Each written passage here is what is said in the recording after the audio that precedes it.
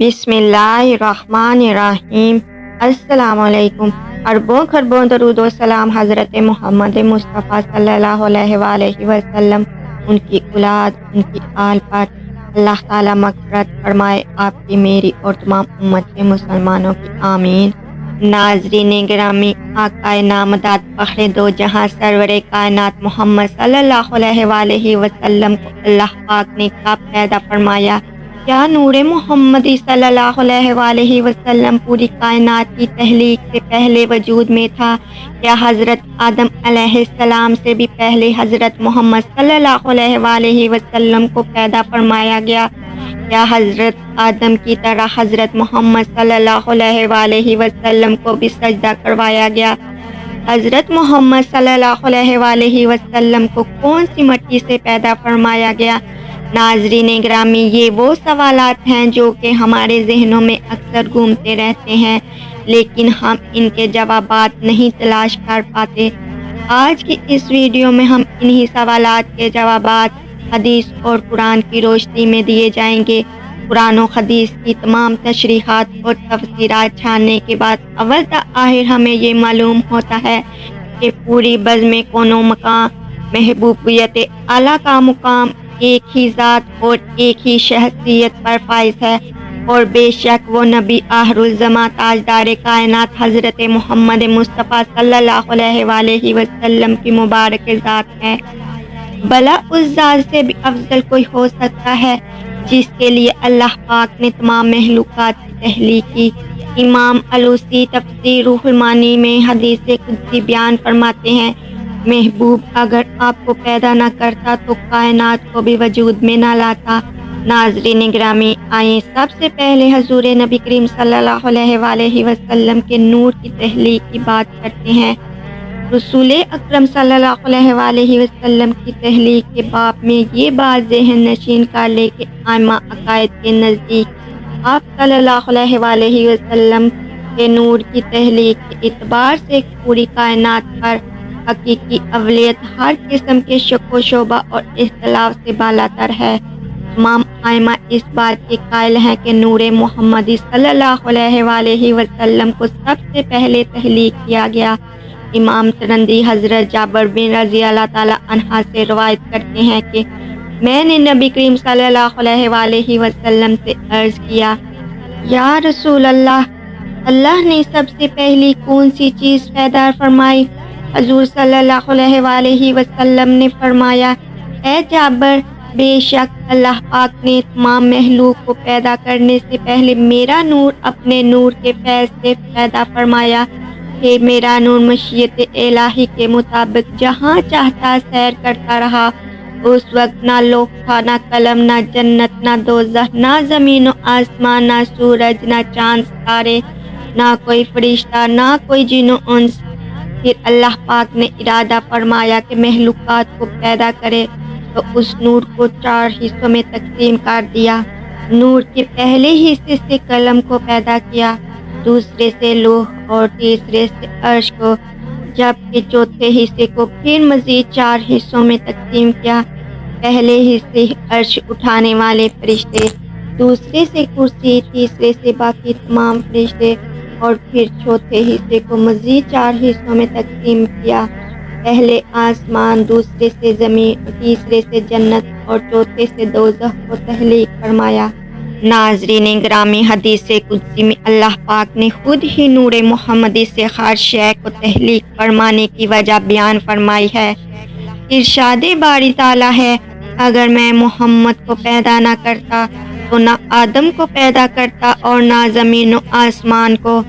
حضرت امام قسطلانی روایت کرتے ہیں کہ نور محمدی کو اللہ پاک نے حکم دیا کہ انوار انبیاء پر توجہ کرے، بس اس نور سے سب انوار کو ڈھانپ لیا تو اللہ نے انوار انبیاء سے ارشاد فرمایا کہ یہ میرے محبوب محمد صلی اللہ علیہ وآلہ وسلم کا نور ہے، اگر ان پر ایمان لاؤ گے تو تمہیں شرف نبوت سے سرفراز فرمایا جائے گا۔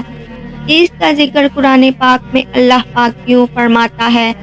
یعنی یاد کرو اس وقت کو جب اللہ تعالیٰ نے تمام انبیاء سے یہ عہد لیا کہ جب میں تمہیں کتاب اور حکمت عطا کر کے مبعوث کروں تو تم اس کے بعد آپ کے پاس میرا پیارا رسول صلی اللہ علیہ وآلہ وسلم آ جائے، تم سب اس پر ایمان لانا اور اس کے مشن کی مدد کرنا۔ سورہ آل عمران۔ امام ترمذی میں حضرت ابو ہریرہ رضی اللہ تعالیٰ عنہ سے روایت ہے کہ صحابہ نے پوچھا، یا رسول اللہ صلی اللہ علیہ وآلہ وسلم، آپ کو نبوت کب عطا فرمائی گئی؟ تو رسول اللہ صلی اللہ علیہ وآلہ وسلم نے فرمایا، اس وقت جب آدم علیہ السلام ابھی روح اور جسد کے درمیان میں تھے، یعنی ان کے تن میں ابھی جان بھی نہ آئی تھی۔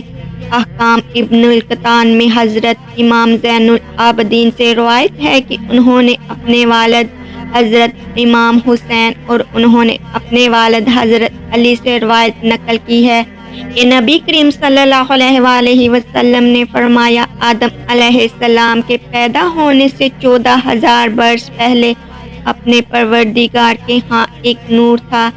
صحیح مسلم میں ہے کہ حضور نبی کریم صلی اللہ علیہ وآلہ وسلم نے فرمایا کہ اللہ تعالیٰ نے آسمان اور زمین کی تخلیق سے 50,000 سال قبل، جس وقت اس کے اقتدار اور سلطنت کا عرش عالم مادی میں فقط پانی تھا، نیچے صرف پانی تھا اور اوپر کسی کو معلوم ہے کیا تھا، اس وقت اللہ تعالیٰ نے جو کچھ الکتاب یعنی لوح محفوظ میں لکھا، اس میں ایک بات یہ تھی کہ محمد صلی اللہ علیہ وآلہ وسلم سب سے پہلے آخری نبی ہیں۔ اسے امام بنہانی نے الانوار المحمدیہ میں نقل کیا ہے۔ واضح رہے کہ یہاں سال سے مراد ہر ماہ و سال نہیں، کیونکہ اس وقت تو سورج اور شب و روز وجود میں نہیں آئے تھے۔ اللہ تعالیٰ ہی بہتر جانتے ہیں کہ اس کی مدت سے حقیقت میں کتنا زمانہ مراد ہے۔ قرآن مجید میں قیامت کے ایک دن کی مدت 50,000 سال بتائی گئی ہے۔ اگر یہ اعتبار سامنے رکھا جائے تو خدا جانے عرصے کی درازی کا عالم کیا ہوگا۔ یہ روایت دوسری طریق پر اس طرح آئی ہے کہ جب اللہ تعالیٰ نے حضرت آدم علیہ السلام کو پیدا فرمایا تو آپ کے نام کے ساتھ ابو محمد صلی اللہ علیہ وآلہ وسلم کی کنیت سے بلایا۔ آپ نے عرض کی، باری تعالیٰ میری یہ کنیت کیسے ہے؟ اللہ تعالیٰ نے فرمایا، اپنا سر اٹھاؤ۔ آپ نے اوپر دیکھا تو عرش پر نور محمد صلی اللہ علیہ وآلہ وسلم جلوہ گر تھے۔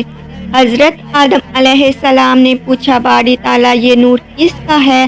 اللہ تعالیٰ نے فرمایا، یہ محمد صلی اللہ علیہ وآلہ وسلم کا نور ہے، یہ تیری اولاد میں سے ہوں گے، ان کا نام آسمانوں میں احمد اور زمین پر محمد ہے۔ اگر میں اسے پیدا نہ کرتا تو نہ تمہیں پیدا کرتا، نہ زمین و آسمان کو پیدا فرماتا۔ یہ تو تھی نور محمد صلی اللہ علیہ وآلہ وسلم کی تخلیق۔ اب سوال یہ ہے کہ نور محمدی صلی اللہ علیہ وآلہ وسلم کو جسد محمدی میں کیسے داخل کیا گیا، یعنی حضور محمد صلی اللہ علیہ وآلہ وسلم کا جسد مبارک کیسے بنایا گیا؟ اس بارے میں حضرت کعب احبار رضی اللہ تعالیٰ عنہ سے روایت ہے کہ اللہ نے نبی آخر الزماں سرور کائنات حضرت محمد مصطفیٰ صلی اللہ علیہ وآلہ وسلم کو جب پیدا فرمانے کا ارادہ فرمایا تو حضرت جبرائیل علیہ السلام کو حکم دیا کہ ایسی مٹی میرے پاس لاؤ جو میرے محبوب کے جسم اطہر کی تخلیق کے لائق ہو۔ حضرت جبرائیل علیہ السلام 3 دفعہ زمین سے مٹی لے کر گئے، لیکن اللہ پاک نے فرمایا یہ مٹی میرے محبوب کے لائق نہیں۔ پھر حضرت جبرائیل علیہ السلام یثرب کی زمین پر اترے، حضور اکرم صلی اللہ علیہ وآلہ وسلم سے روضہ مبارک والی جگہ سے سفید مٹی لے کر بارگاہ خداوندی میں حاضر ہوئے۔ امر خداوندی سے اس کو تسنیم کے پانی سے گوندا گیا، جنت کی نہروں میں دھویا گیا، اور پھر اللہ پاک نے نور نبوت جو کہ حضرت آدم علیہ السلام کی تخلیق سے 14,000 سال پہلے اور زمین و آسمان کی تخلیق سے 50,000 سال پہلے پیدا فرمایا تھا، روضہ مبارک کی سفید مٹی میں رکھ کر اس کو لوح و قلم، عرش و کرسی، زمین و آسمان ہر جگہ پھرایا تاکہ ہر شے اللہ کے محبوب کے شرف و فضل کو پہچان لے۔ جس رات حضور نبی کریم صلی اللہ علیہ وآلہ وسلم کا نور انور حضرت آمنہ کے بطن میں داخل ہوا تو وہ جمعہ کا دن تھا۔ اس رات کے دوزخ کو بند کر دیا گیا اور جنت کے دروازے کھول دیے گئے اور ٹھنڈی ہوائیں زمین پر چلا دی گئی، اور ایک منادی نے پوری کائنات میں ندا دی، سب گواہ ہو جاؤ کہ چھپا ہوا نور اپنی والدہ کے بطن میں آ چکا ہے۔ سبحان اللہ۔ جہاں اب اس کے جسد عنصری کی تکمیل ہوگی، وہ لوگوں کے لیے راہبری و بشرا بن کر دنیا میں تشریف لائے گا۔ روایت ہے کہ اسی دن سے قریش پر سے سخت قحط کا خاتمہ بھی ہو گیا۔